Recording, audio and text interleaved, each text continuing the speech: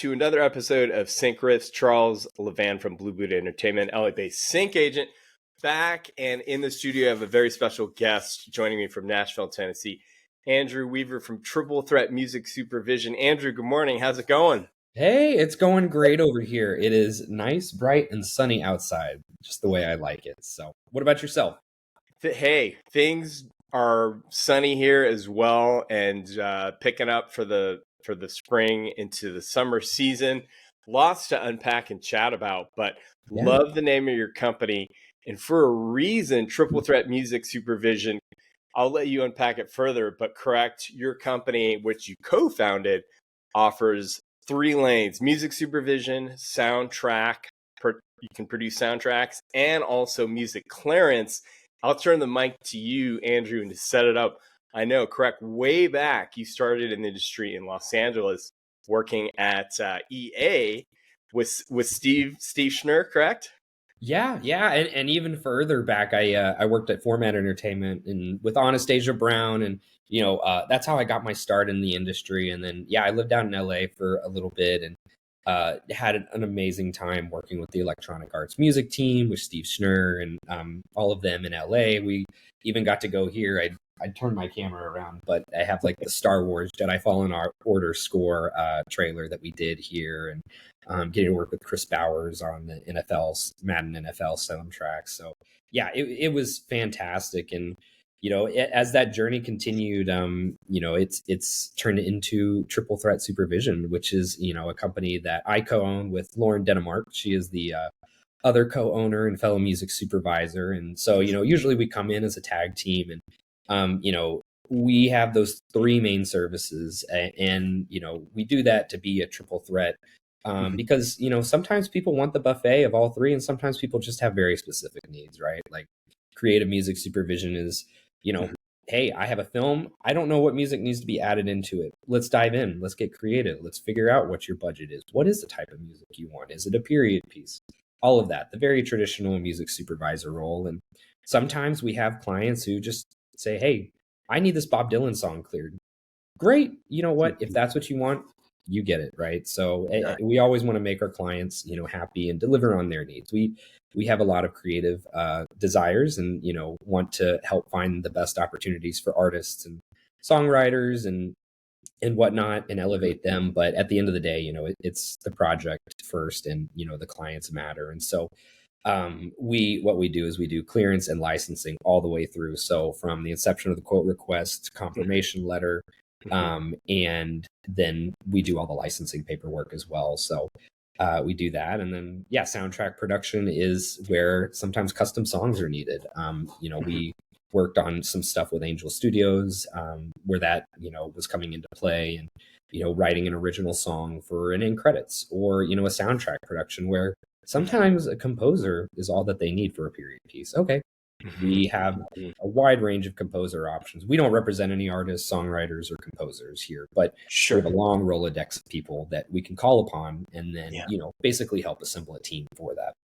Amazing. And Andrew, to unpack it, and you touched on some great points there. And, this is the 3rd season of Sync Riffs. And I think one, wrinkle and intricacy, if you could touch on, Andrew, is your role as a music supervisor.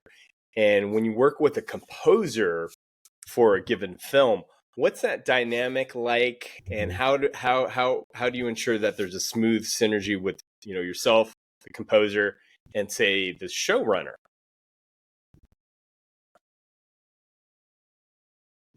Yeah, that's a great question. A lot of our projects that we've worked on at Triple Threat have been theatrical films. And we have been, both of these projects, Sound of Hope and The Blind, we worked with Sean Johnson on. And, sometimes we get the say in the composer, sometimes we don't. But we believe that original music and licensed music is a very cohesive part. They have to work hand in hand. And, sometimes we don't want to overtake spots where original music would better lend itself, and vice versa, right? If, we need background incidental music, we're probably going to pick a licensed song rather than, having an original score play over. But maybe if it's the climax moment of 2 love characters, and they're at the wedding scene, maybe it's an original score. Maybe it's a licensed song that fits there. And we kind of just go back and forth. Like the composer, Sean, had some questions on possibly using samples. So we had to go look at that and be like, is that possible? What would that even look like? And, so we come together. We always want to work as a music team. And, with that, sometimes it is working, hand in hand. We are very close. We're in touch communication daily. Hey, where are you at? Do you have questions on this? Where are we at in the process? Do I need to score this part? Because sometimes it's, we're also not, working in person. They may be in Arizona or Los Angeles while we're here in Nashville. And but then there's also other times where they're very self-sufficient. The director, producer knows what they want. They handle their world, and then they say, hey, you know what? Based on the script, we'll take a look. Hey, we probably think these are 6 or 7 areas where you're going to need a song, and so that's when we dive into our part, and really the director or showrunner will, kind of meld those together. So that's why it's kind of like we are there and want to offer it as a service. And, like, let's say a composer needs a fiddle player. Great. Hey, we'll go contact somebody here in Nashville. We got plenty of fiddle players, if they don't have one. So that's kind of where we want to come hand in hand and, be a cohesive, collaborative team. Very nice. Very nice. And, I've been a sync agent since back in 2002. And as long as I've been a sync agent, I hear the term all the time. And to share it for our listeners, let's unpack for the layman, what is a spotting session and how often do spotting sessions occur? And what happens in a spotting session? Great question. So spotting sessions are usually where you're in post-production, the film is either locked or they have a really, really close to locked cut of what the project will be. And you're sitting there with the director. It could be virtual, it could be in person. Director, producers, the composer, music supervisors, music editor, if they're there, editors, a lot of the people who are involved in these creative choices. And so what we do is we'll watch the project, and we already have some temp music laid out, and we'll have options that may already be designed because it's in the script, right? Okay, we need this Beatles song. Boom, we know that's going to be there, right? There are very specific parts when you read through scripts before they even go and shoot a project that you're going to need songs here. So we're working on the background to have that available. And then for the spotting session, that's when we dive into a lot of those logistical and creative needs. So that's when, okay, opening sequence, we shot it. What do we want here? And that could be, I want the opening shot to be timeless. I want it to really accent the title font. I want it to really highlight that we are in 1960s Louisiana. What is that, right? And so that's when we have those creative conversations. And from there, it's like, I really want a song. Okay, great. We'll find some options. And they're like, maybe we'll have a composer, write a track just in case, but it may not be used type thing. So that's where we go into a spotting session, and we will basically run through the entire project, identifying every spot that needs music, right? Whether that's licensed or original, we'll take notes and then go from there and say, okay, here's what I need. And I'll reach out to people like you and say, hey, we're looking for a upbeat pop dance song because our character walks into a club. So, and then that's when we usually go from there, figure out options based on budget, based on time, based on the creative needs. And then we supply multiple options, to our client. That is,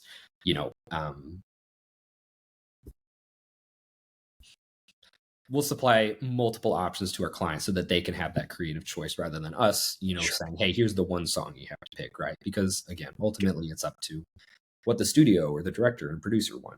So, okay. Yeah. 100%. And that, and to thread that needle, Andrew, because I know sort of music libraries versus sync agents, and being here in Los Angeles, the landscape has changed competitively more than ever. When I started in 2002, there were a handful of sync agents, handful of libraries, and now sort of the proliferation, we see some libraries that are able to produce artist-friendly cuts, and it's not just library music per se. So my question for you, Andrew, is what sort of, in your determination process, obviously there's budget constraints, but what is the key factor for you to say, I'm going to reach out to a Blue Buddha for an indie artist versus, say, a music library track? Oh, that's If it's a vocal cut. yeah, great question. Again, it depends. It's a variety of things. I think ultimately, what we're seeing is budgets. Budgets are unfortunately being slashed a lot. And that's where we're advocating for more budgets and trying to get opportunities to have more, artists. And that's where I can highlight a few examples like with the blind where we did that. And yeah, I think we always have libraries on the back of our mind because they are able to supply bulk. But, that's when a blanket license really comes into effect. And it's like, okay, I know they can turn this around quickly, or I could pull from this, and sometimes a quick turnaround. But, I think too, it's also from a creative standpoint where, hey, this is a really important scene we want to highlight. And I think too, for the artists, we want to make sure they feel loved and supported where it's like, hey, it is awesome. It is, I always say this, when an artist gets a placement, you beat the world for that placement. And yes, not every single person in the world has sent us music for that spot, but you technically did, right? You already were narrowed down into a set of contacts, or, you already been put in mind, and then you won that selection process. So I always tell people, like, when you win, you beat the world. And, we want to highlight that. We want it to be great placements, right? So like, with the blind, there were a few spots. We had some library music, and there were a few spots that we, used indie artists and, artist level songs. And so, really what it came down to was, what are really, really important moments that we want to highlight. So, for example, in the blind, uh, the main character goes through this reconciliation phase, and then it's Christmas. And we could have picked any Christmas song, but we wanted to go and find something that, would benefit an artist, right? And, it's the same thing with the end credits. I'd love to talk about this one. We talked to Sun Records, actually, and, they're in a variety of places, but what was amazing is this artist that we licensed for it. The song's called Precious Memories, and it's not a popular song at all. And usually in credits they do want to be popular, uplifting, get people to have a call of action, or a summary of the story. But what was so powerful was this film came out, and the people who approved this went to go see it, and they emailed us just so grateful because they got to see somebody who really, they had a career, but they weren't a big Elvis or anything like that, like some of the people who passed through Sun. And it was really special to see their music as a legacy and live on. It's like, those are moments that we want to highlight, right? And it's like, wow, that's amazing. We had Jervis Campbell as an independent artist for Sound of Hope, and the end credits there. And, we sourced and pulled from so many options. And ultimately, that was the one that won out because of the lyrics and because of the tone of the song. And it's like, we want to champion artists. Like, that's it. I've worked on the pitching side before, and I know, like, it feels so good to be able to say, hey, we got you in a film or a TV show. And, it's like, there's one artist I know, and it helps fund their entire tour, for the entire summer. It's like, wow, that's amazing. So, we always try and keep that in mind. Unfortunately, it's just budgets. Like, sometimes we can't do that. Or if there's like a full bulk of like needs of, songs, then we do go to libraries. But ultimately, we do want to always try and have sync agents and independent artists in mind. Yes, no, and thank you for that. Because then it's, to coin a phrase which is so true, is, there's no shortage of music. There's a surplus, for that matter. And when I came up in the 90s and famed Tower Records on Sunset, it was like you would see the wall. And if you were working at a label, you're like, all right, here are our priority records. And now we just pull out Spotify and say there's thousands of releases out there. And I only can imagine, Andrew, your inbox from major label stuff, publishers, libraries, sync agents sending you cuts. But wanted to spend, are you seeing from the major label side, I would imagine for them, they're happy if the budget is limited, they have no choice. At times they'll take what they can get just to get the look for the artist. Is that a good sort of assessment on the landscape? It depends. I'll say I won't name names. Sure. And I think too with that, it also is the scope of the project, right? Like, there are some projects that we've been involved with. Sound of Hope is you know, the whole premise of the story is, I like to say is, people can take one step forward and change a child's life. It's about the child adoption care system, and how this whole city, this whole church in Possum Trot, Texas, completely eliminated the need for a foster care system and having to take care of these children, because everybody took care of one child or two children, and it wasn't easy, but you know, they were able to help these people have a life. And it's like, oh my gosh, that's an amazing story to be a part of. And Yeah. you know, it's being able to leverage that and say, look, we want you to be a part of this story, right? And so, you know, the amazing thing that happens is, I won't name names, but you know, we do, like, there's sometimes cover songs that indie artists have, and oh my gosh, it works perfect, but then the writers will not be able to approve. So, Yeah. you know, they still have their thresholds and things that they need to meet on the major side, but yeah, we are seeing a lot of people trying to be more cooperative, like, you know, want to work together to get a win for everybody type sentiment. But you know, and we respect it too. It's everybody needs to, you know, respect. I always say, you know, respect your copyrights, respect your masters, because you know, it is good to get a lot of placements, you know, for $500 a piece, but you know, at the same time, does that devalue it? And that's what they're trying to do, is just keep the value of that, which I totally respect. But you know, it's kind of a balances thing, right? You know, opportunity versus costs, and you know, I think it's just all about the type of game, you know, that you want to play with that. 100%. And you know, Andrew, to thread it, because I know, correct, you guys will occasionally, you also work on trailers. We did the blind trailer. That's really the main one. We did that in about 24 hours.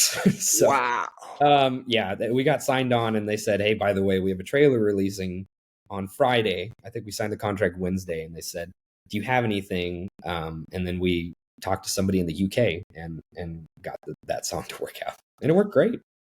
Amazing. So yeah, if you could walk us through that, because you know, I work with some composers who work specifically in that lane, and trailerization is a whole nother world. But Oh yeah, sort of safe to say with that, you hired a composer to do custom work for the trailer. so this one we actually didn't hire any custom composer on that. Actually, it was actually pulling you know, from a sync agent, and we pulled a song, and oh gosh, I feel bad, I'm not remembering the exact name. Take that part. But yeah, so we basically, you know, grabbed the song, it fit perfectly, and we actually sent it over to the editor, and they basically just plugged it in. You know, I know that's not the traditional way how it usually works, but you know, it worked really well actually with the edit that they put together. Amazing. No, because and the reason I bring that up is, you know, I was having a chat with Katie McIlvain the other day on a previous episode. She was talking about how sometimes if you're the supervisor on the film and then yet not on the trailer, sometimes you might have insights for correct, because that's a whole different department that's handling the trailer lane. Oh, 100%. You know, the reason why we did the blind one was just simply because it was an independent production at the time. So they're like, hey, we need to get this out. We don't know. And so we're like, yeah, you know what? We'll take care of it. But yeah, like Angel Studios has a trailer house, and they completely dealt with all of that. And the trailer, you know, was great. And the head of music over there is fantastic. I adore Ryan. And you know, yeah, most of the time we're not touching trailers. I know I worked on Tell Me Your Secrets. It was a show that was on Amazon Prime, and the trailer came out, and I remember that was one of my first credits, and I was freaking out because I was like, I don't remember licensing this song anywhere. And then I was like, oh, this is just for the trailer. It's totally different. Right. So it sounds like, and if we could spend some time, Andrew, since you brought up, is with the streamers back in the day, you know, we had the traditional, you know, fall season for traditional television and the networks, but with streaming, so it's safe to say busy all the time. It just depends on their, what's the streaming. Is there a certain flow of when they produce more content? Yeah. Are you talking kind of like, is it seasonal like the network TV, or is it pretty consistent? Yeah, you know. Yeah. I think it's been an interesting cookie to work on because, really for us, I always say this, like we are the people getting hired on for projects, but we're still pitching ourselves out to work on projects, right? So we're Yeah. kind of the same way that somebody's pitching music to us. It's not like, hey, we have a client, Netflix is our client, we're working on every single film with them, right?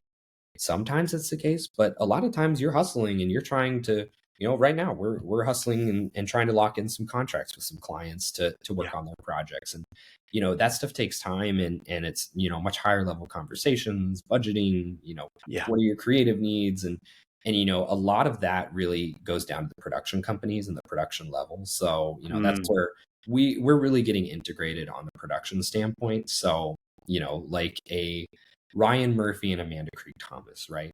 That could be at Fox, it could be CW, it could be Netflix. Doesn't matter. They're always working together, right? And so those are the relationships we're working to build. But yeah, I think the streamers are really just pumping out content, but now it's being, it's been curated, but they're really trying to figure out what that system is. And they have kind of seasonal releases like, a Halloween movie or something like that will come out around Halloween, or horror films. But yeah, there's always projects going on. I mean, what we read in the trades, what we know, is coming up on the horizon. Like, for example, Christmas is and the holiday season in December is pretty seasonal.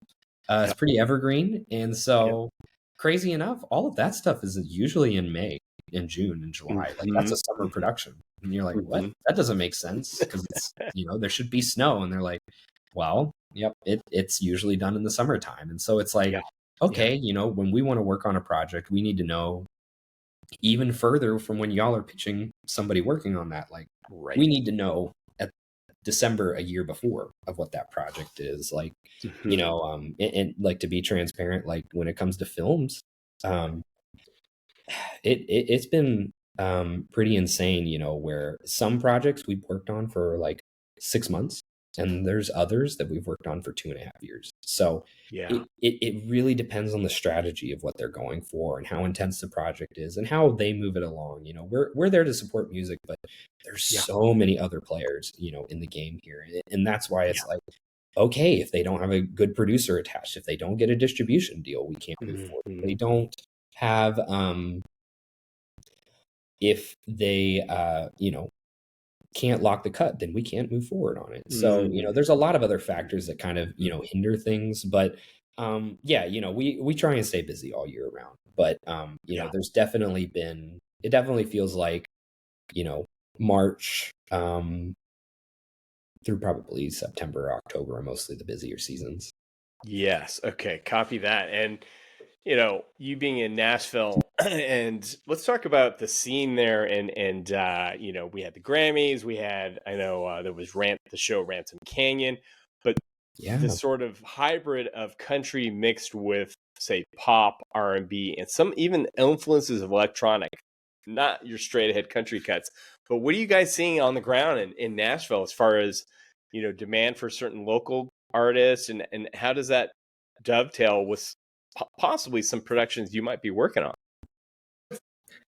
Oh my gosh, by the way, too, I just totally remembered the name for the Blind trailer. It's Holy Man is the name of the song. I think it's by Beautiful Noise, if I remember correctly. So yeah, go check it out. It was really, really awesome to work on. But and yeah, that was out of the UK. But really, I love your question about Nashville. Why here? Are there productions here? There's also been a desire for this style of music, country, Americana, folk.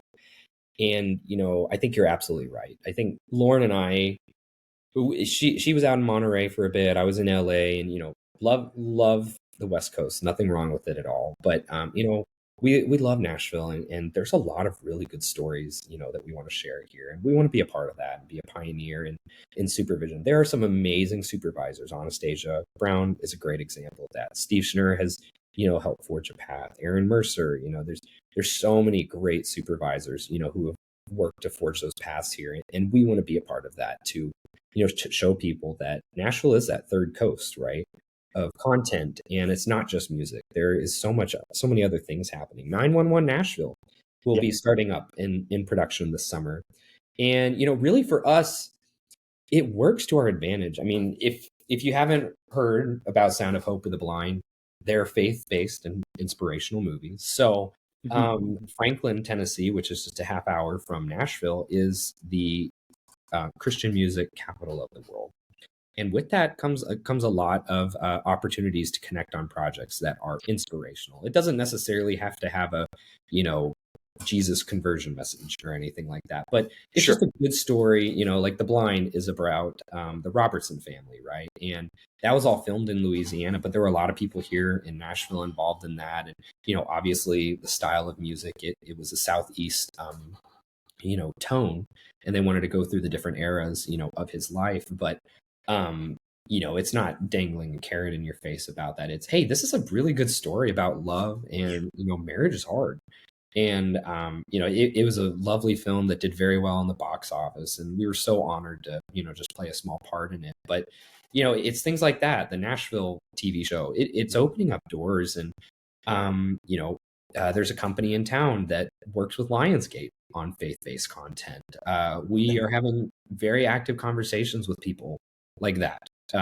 And all that to say is, people want to work with creators here, and they want to, work with opportunities here. Like there's another project that, will hopefully move forward, that they need to source talent. Well, we're in a town of artists and songwriters. If they need original songs, we can call up our publisher friends and go grab coffee and talk to them about the project. It doesn't need to be, traveling around or anything like that. And I think people want this type of content too, because at this time, Angel Studios just released the King of Kings movie, which is about the life of Jesus. And with that, it got number 2 at the box office, then number 3, right next to Minecraft and Sinners. And you have movies like Twisters, which is I always, there's an article in Billboard, I always talk about it because it shows people like that.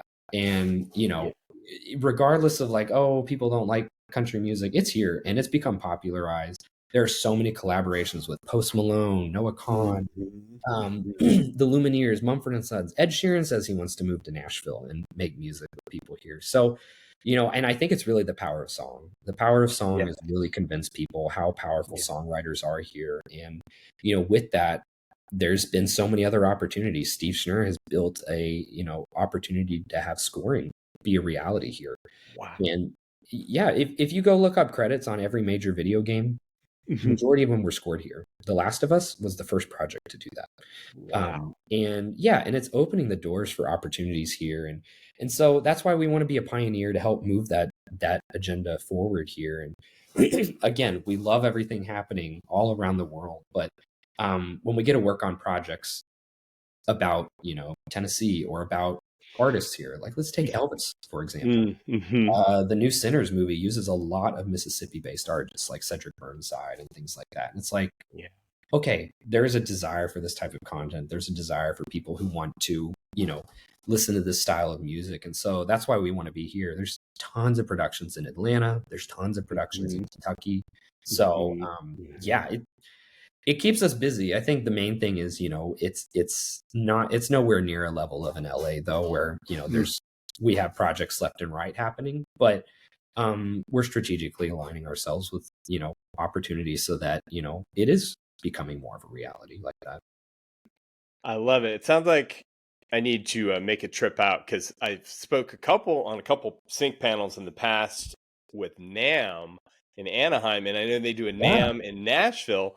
And shout out to we work with Katie Cole, touring musician with Smashing Pumpkins, but she's based in Nashville, along with her longtime producer Howard Willing. And then shout out to Emily Cartham and Belmont University. Yeah, Emily's the best. I've worked with Lindsay from back when she was working with Jen Pike and Madonna Wade Reed on Smallville in the early days. So it's just in Belmont University to thread that needle, because Blue Buddha, we actually work with a ton of interns that come out from Belmont, and they're working remotely.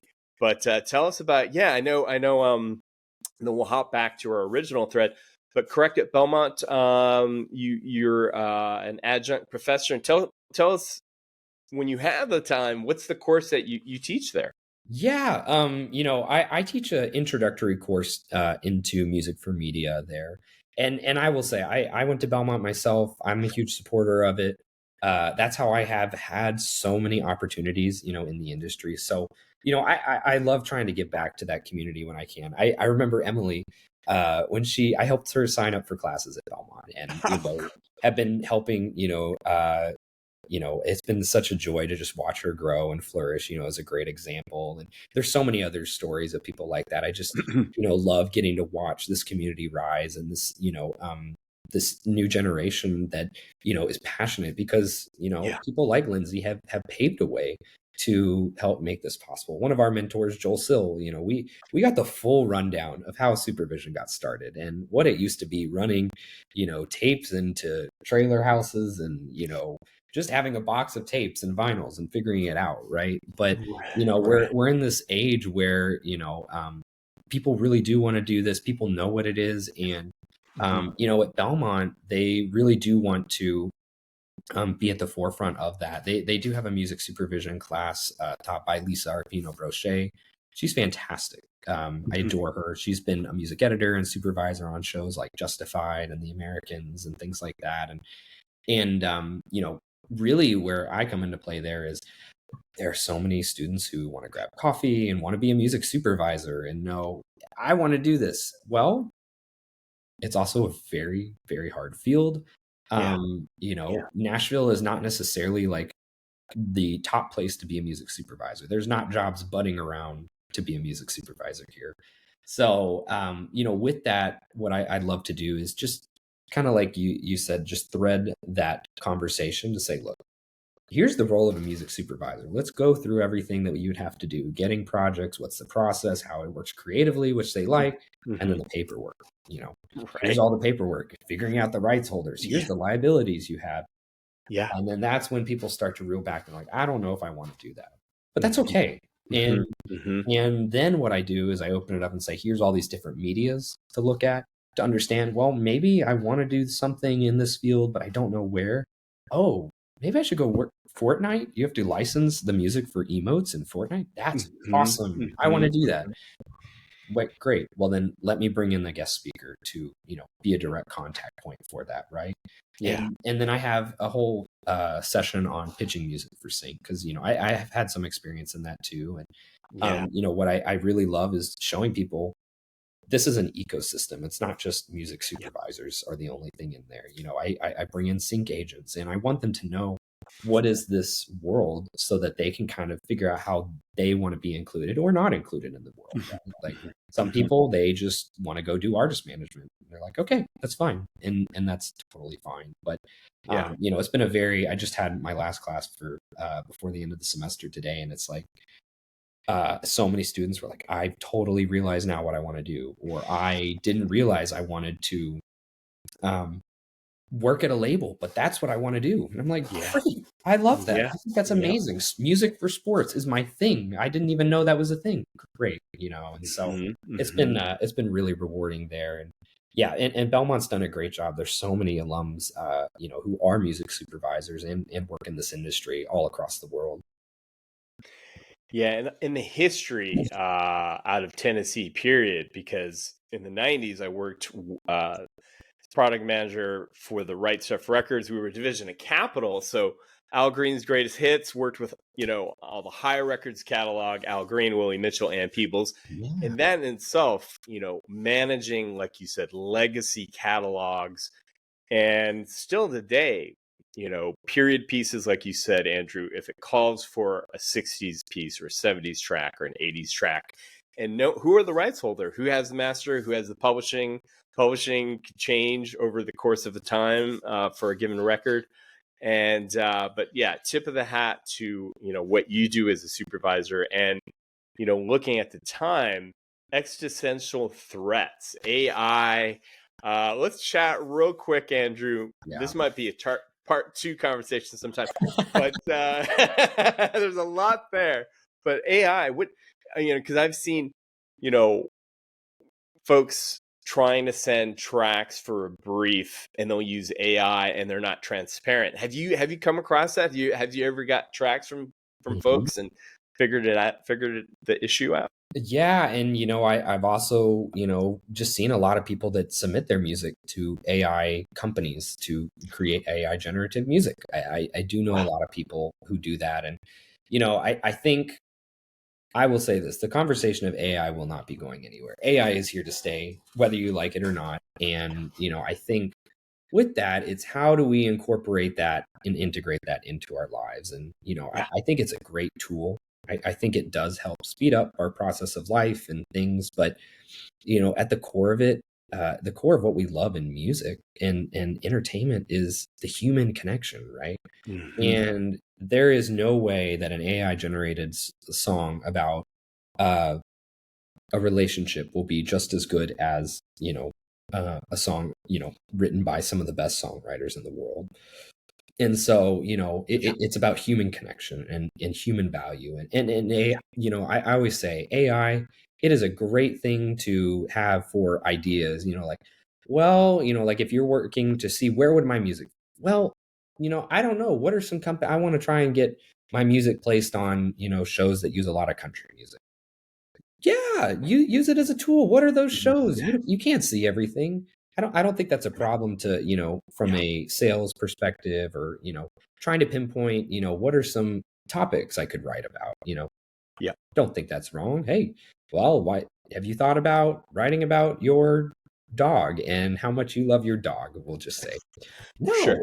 No. And I think it's totally possible to do that, but um yeah, here at Triple Threat, we actually have a clause in all of our quote requests we make people sign that says, I can confirm 100% this was not created with any AI generation. There was no Mm. instruments added that were AI generated.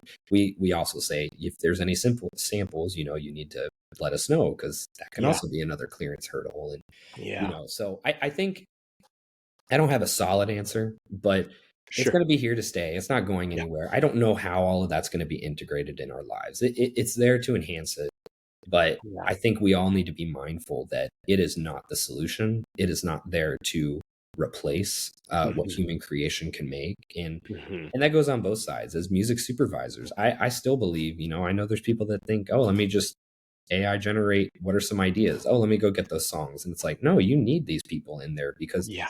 they have an understanding. They have these stories that, Mm. oh yeah, like you said, Katie with Smashing Pumpkins. That's 20 years of history right there. Right. No AI can capture that. And so, Yeah. I think you know, I think it'll be here to stay. I don't know how, but there are a lot of companies out there that are trying to integrate that. And when it comes from a search process of, like, even on Disco, I'll use the little, hey, let me put in Hmm. a YouTube link of a song that they like or something that was temp, and let me see what alts come up.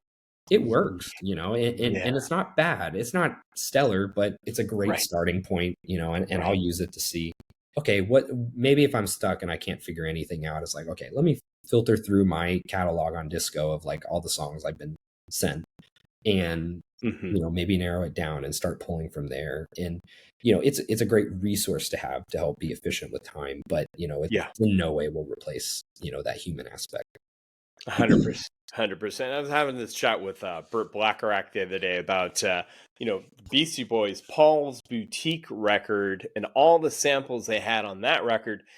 You know, that record would never have been released if there was a sampling issue, and they said you can't do that because there's a sample. And then you know things become codified, and let's clear the sample.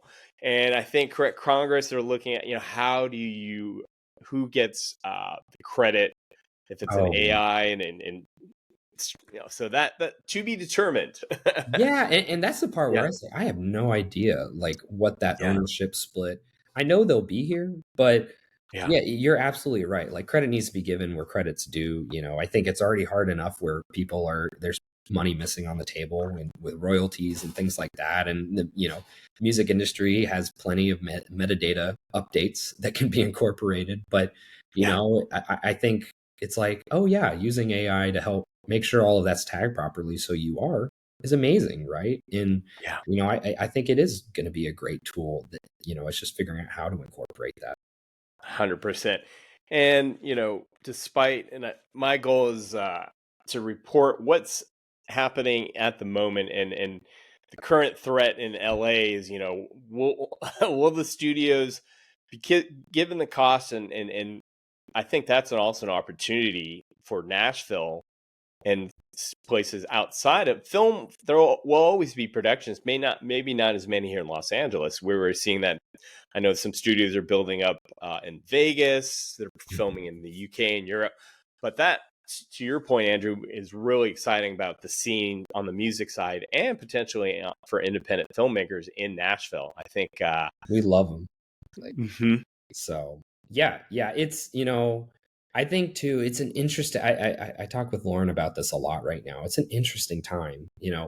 Holly, I'm sure you've been reading all the articles that have been coming out, and I'll be transparent. It's been really rough for us too, because a studio says yes to a big project that we have, and then a movie comes out that has augmented reality instead of all animation, and it's like, nope, we need to change our slate entirely. We can't use this style of animation. Okay, great. Well, that project's scrapped.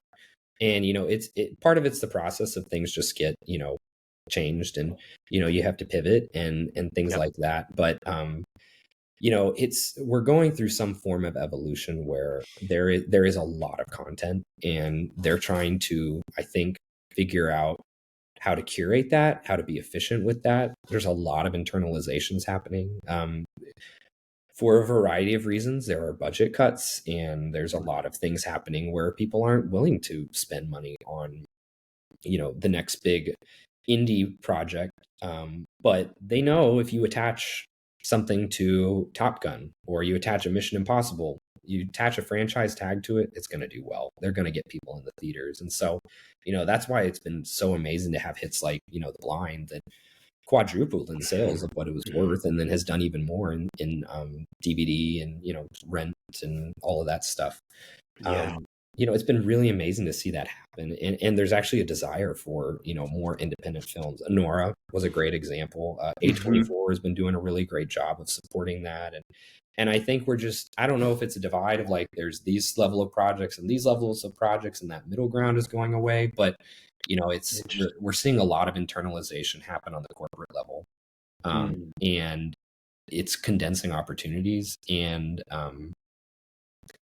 projects. But I think with that, it's also presenting a new marketplace opportunity. Like you said, for us, it's hard. We're chasing a lot. We're chasing, most of our meetings are here in the Nashville, Atlanta, Southeast market. That's where most of our projects we're able to chase are. If you need an on-camera supervisor in Atlanta, let us know, instead of having to fly somebody all the way from LA. Very. But I will say, for a sense of hope and optimization, or optimism on the rights holder and artist side, there's still so many projects happening. There's still a lot. It's yes, it's condensing, but it's just narrowing down those decision makers, and also knowing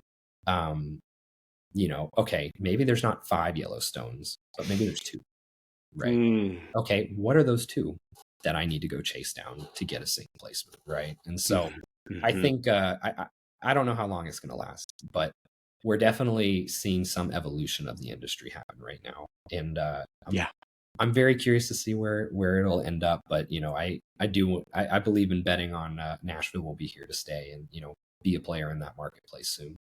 Very nice. So we'll end it on a positive, uplifting note. One Nashville-based indie artist we should check out, or potentially that are on repeat on your playlist. Is there anybody you want to throw a recommendation towards? I'm pulling up my Spotify right now. Sure. Charlie Crockett, regardless of you're a country fan or not, adore Charlie. I know he's signed with a major, so it's not really indie. But I love Charlie Crockett. I think he's been amazing. The band Camino, I remember following them when they were a little group here. Noah Kahn's been another one. Here's a new one I have been liking. I think it's Chapo Real. Oh, okay. Zella Day and Jesse Woods combo, and I've just been listening to them nonstop. It's like Lana Del Rey country and just some great lyric. It's great for sync too, and so I've really been enjoying them. Yeah, funny you say that because Zelda Day, I remember catching her like years back when Lana Del Rey was at the Hollywood Bowl. And I know she runs in Lana's Circle, and then Lana's her current single, I'm forgetting the name of it, something Fred. There's a she her foray into the country lane because it's produced by I think Luke Laird, I think. There it is. Yeah, there's always some big players in the so. Yeah, I think that's a great one. Ann Wilson's another one too in town. She's a faith-based but also country artist. Cecilia Castleman has kind of been up and rising.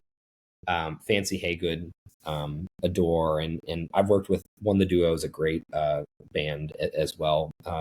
Mother-daughter duo coming from hip-hop roots that also, makes country music, and they sound really good. Wow. So love it. And to thread it in as we wrap, because probably 2012, I was working with a band called Gangsta Grass, and they did a theme song for Justified on FX. Oh, and nice. Yeah, so that again, like you said, things they were ahead of the time back then, and things, that amalgamation always excites me. How do we take and create a new genre of music that hasn't been done before? So I think it's happening. Like there, like we've been talking about, like Nashville is kind of emerging as like that third coast is what I like to call it. And there's a lot of people that say that here too. And it's because they're kind of coming to the table as like, yeah, we're here to play. And it's been really exciting seeing some of these collaborations. Like I think Noah Kahan coming out, I know he's not necessarily here anymore, but the collaborations he was able to procure was from, all across the United States with his collaborations on his 6 Seasons album. It's like, that's really cool. And, Post Malone coming here and doing his stuff. It's a whole other world. And, I totally forgot Steven Wilson Jr. That's one to have on your radar. Have you heard of him? I have not. I will look him up. Country rock. He was a nuclear scientist back in the day. Worked at the nuclear power plant here in Tennessee, and just a whole spiritual journey to where he's at now. Signed with Big Loud and country, folk, rock. It's like ethereal though. It's incredible what he's kind of creating as a genre, and I would highly recommend checking that out. Wow. It looks like I pulled up, he did a cover of Stand By Me, or is that? He did. Yeah, that was just licensed, I think, for that Fire Country show. Oh, okay. Amazing. Yeah, that cut got 5 million streams already. Very nice. And 11 million streams on Year to Be Young. Yes. That was very nice. That was his hit that came out about 2 years ago, I think. So okay. Yeah. Very cool. We may have to have you curate a playlist if you haven't already done one, and then we'll link it through. You know what? I'll make one. So that'd be amazing. Andrew, the time flies by. Thank you so much for taking the time out. And I know our schedules were in flex, and I really appreciate your being patient on that. And look forward to future collabs. And thanks so much for stopping by the studio, Andrew. Yeah, likewise. Thanks so much for having me. I hope everybody got a few nuggets of knowledge, and I'm looking forward to helping everybody out. We will link through to your socials and to your website for this episode. But guys, click the link in bio, smash that like button, subscribe, and thanks again to Andrew from Triple Threat Music Supervision. And we'll catch you next time on Sync Riffs. And until then, namaste.